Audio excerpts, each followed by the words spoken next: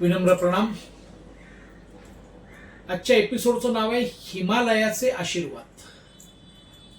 हिमालयाचे आशीर्वाद कोणाचे माहिती आहेत?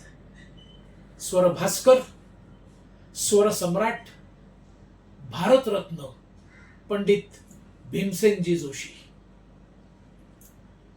झालं असं की मला खूप शास्त्रीय संगीताची प्रचंड आवड. आईच्या गर्भात असल्यापासूनच ते संस्कार झाले माझ्यावर. आणि जसजसं शास्त्रीय संगीतातील लोकांची तपस्या, साधना हे सगळं बघून मला असं भरून यायला लागलं. आणि पुण्याचा सवाई गंधर्व महोत्सव, म्हणजे आता जो सवाई गंधर्व भीमसेन महोत्सव असा म्हटला जातो, तो पूर्वी भीमसेनजी असताना सवाई गंधर्व महोत्सव. स्वरभास्कर भीमसेनजींनी त्यांच्या गुरूंना दिलेली ती मानवंदना म्हणून तो सवाई गंधर्व उत्सव. तर माझी इच्छा होती की तिकडे व्हॉलंटियर म्हणून काम करायचं. मला केवळ गाणं ऐकायचं नव्हतं, तो संगीत महोत्सव अटेंड करायचा नव्हता. मला ते तपस्वी, साधना करणारे असामान्य कलावंत जवळून बघायचे होते, त्यांना न्याहाळायचं होतं. कसं जमणार आहे प्रेक्षागृहात बसून? म्हटलं प्रयत्न करूया आपण. आणि एकदा सवाई गंधर्व महोत्सव सुरुवात झाली होती. पहिला दिवस होता तो, आणि भीमसेनजी आले आणि मी त्यांच्या पुढ्यात जाऊन उभा राहिलो. त्यांना सगळे अण्णा म्हणायचे. म्हटलं अण्णा, माझं नाव असं असं अमोल शेवडे, मला व्हॉलंटियर व्हायचंय. म्हटलं गाता का? म्हटलं गात नाही शास्त्रीय संगीत अजून. म्हटलं पण प्रचंड ऐकलेलं आहे आणि ऐकतो आहे, कारण आई असं या मास्तरांच्याकडे, नवरंग मास्तरांच्याकडे शिकली होती. बर बर बर, या मग चला. म्हटलं पंडितजी आधीच क्षमा मागतो. म्हटलं मला ग्रीन रूम मध्ये काम करायचं आहे. म्हणजे म्हटलं नाही, तुम्ही सगळे आपापसात जे बोलता, आत तेवढ्यातल्या तेवढ्याची साधना चालते, ते सगळं मला शिकायचंय, ते सगळं मला समजून घ्यायचंय पंडितजी. हा असं आहे का? बर, तिकडे काम करा. आणि तेव्हापासून मी सवाई गंधर्वमध्ये व्हॉलंटियर म्हणून रुजू झालो होतो. माझं वय असेल त्यावेळेला काहीतरी 16-17 वगैरे असेल. तेव्हापासून अनेक वर्ष खूप उत्तुंग व्यक्तिमत्व बघायला मिळाली. आणि सगळ्यात सांगू काय मिळालं ते? या हिमालयाचे आशीर्वाद मिळाले. कधीही एकेरी उल्लेख नाही माझा केला त्यांनी. इतकं की काही वेळेला मी त्यांच्या त्यावेळेला कलाश्री बंगल्यावरही गेलो होतो. खूप प्रेमाने वागवलं, कायम वागवलं.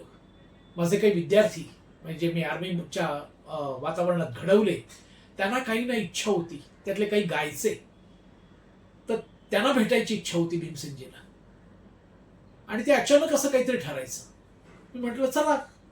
आणि आम्ही पंडितजींच्या घरी जायचो. अपॉइंटमेंट नाही, काहीही नाही. अर्थात त्यांचे कुटुंबीयही तितकेच प्रेमळ. मला श्रीनिवासजींनी कधी कपाळावर आठ्या वगैरे दाखवल्या नाहीत त्यांच्या चिरंजीवानी. आणि अण्णा आमच्याशी गप्पा मारायचे चक्क. सगळ्यात मोठेपण एक सांगतो, ज्यावेळी मी एकपात्री कार्यक्रम सुरू केले, साभिनय एकपात्री कार्यक्रम, माझे स्वतःचं लिखाण, स्वतःचं सादरीकरण, and alone actor on the stage, अनेक भूमिका एकट्याने करणं, मेकअप नाही, नेपथ्य प्रकाश काहीही नाही, प्युअर ऍक्टिंग बेस्ड कार्यक्रम. तर माझी इच्छा होती की आजवर भीमसेनजींनी जे प्रेम दिलं, अण्णांनी जे प्रेम दिलं आमच्यासारख्यांना, छोट्या माणसांना, तर कार्यक्रम त्यांच्या चरणी अर्पण करावा. म्हणून मी अण्णांना असं म्हटलं की, आणि श्रीनिवासजींनाही बोललो, म्हटलं की मला कार्यक्रम सादर करायचा आहे, केवळ आपल्यासाठी, सगळ्यांसाठी, कुटुंबियांसाठी. आणि काही नाही, चक्क कलाश्री बंगल्यामध्ये अण्णा आणि अण्णांचे कुटुंबीय यांच्या समोर माझा साभिनय एकपात्री कार्यक्रम झाला. अण्णांनी पाठ ठोपटली. लगेच स्वतःच्या हस्ताक्षरात मला गौरवाचं पत्र दिलं. आणि मोठेपण बघा या हिमालयाचं. लगेच चिरंजीवांना म्हणाले, चांगलं करतायत हे, आता हे 3-4 लोकांकडे जाऊन या संस्थांमध्ये, मी पाठवलंय म्हणून सांगा, आणि लगेच तारखा बुक करा यांच्या म्हणावं मुकाट्याने. आणि त्यांचे चिरंजीव माझ्याबरोबर आले, श्रीनिवासजी. आम्ही स्कूटरवरनं गेलो 3-4 संस्थांमध्ये, आणि मला तिथल्या तिथे कार्यक्रम मिळाले. पण कुठच्या शब्दात हे मोठेपण मांडायचं कळत नाही. अण्णांनी सगळ्यांनाच प्रेम दिलं, प्रचंड दिलं. सवाई गंधर्व महोत्सव पार पडल्यानंतर एक जेवण असायचं. त्यात सर्व व्हॉलंटियर्स आणि संगीतातली दिग्गज माणसं उपस्थित राहायची. आणि त्या ग्रीन रूमने जे मला शिकवलं ना, त्या बाबतीत मी अण्णांचा कायम कायम ऋणी आहे, ऋणी आहे.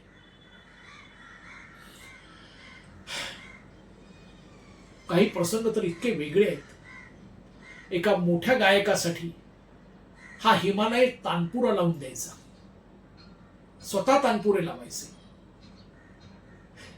हे सगळं बघायला मिळालं ना, आयुष्यामध्ये भलती जळमट, भलता चिखल आपल्या अंगाला चिकटत नाही, चिकटत नाही. अहो, सूर्याच्या सानिध्यात आपण एक थिंबर का होईना उजळून निघतोच की हो, नाही का हो निघत? सांगा ना मला तुम्ही. अण्णा, आजही जेव्हा मी नमस्कार करायचो तुम्हाला प्रत्येक वेळेला, त्यावेळेला तुमचा स्पर्श आजही आठवतो. किती लोकांना उभारी दिलीत आयुष्यामध्ये, किती लोकांना उभं केलं.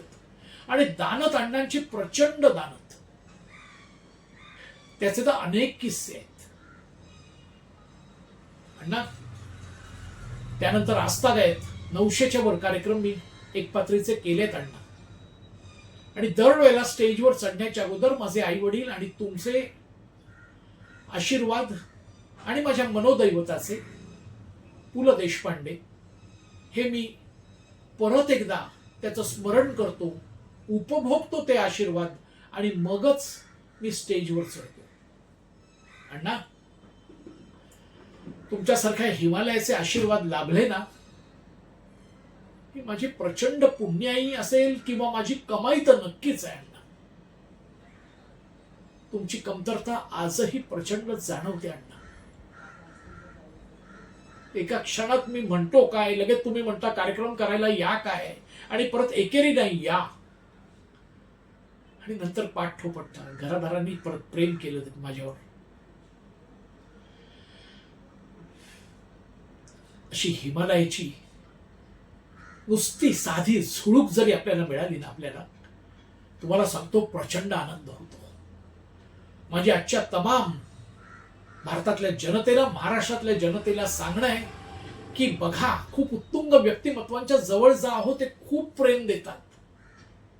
सुमार दर्जाची, सुमार कुवतीची, केवळ गलिच्छ मार्गाने संपत्ती मिळवून माच करणाऱ्यांची आज देशामध्ये जी गर्दी दिसते ना, नका त्यांच्या भजनी लागू. आहेत ना गुणी माणसं, तपस्वी माणसं, ज्ञानी माणसं. अहो, ती प्रेम करायला आतुर आहेत. आपण प्रेम घ्यायला आतुर होत झालं पाहिजे ना.